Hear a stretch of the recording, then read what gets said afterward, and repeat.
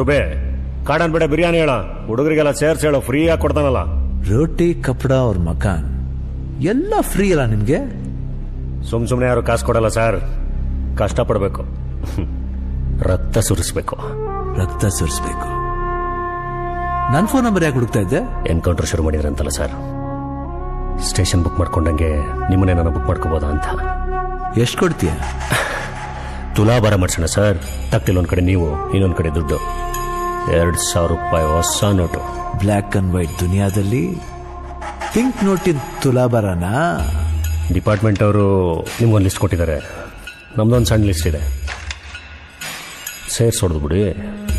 ನಾವು ಮಾಡಿದ್ರೆ ಕೊಲೆ ಸರ್, ನೀವು ಮಾಡಿದ್ರೆ ಎನ್ಕೌಂಟ್ರು.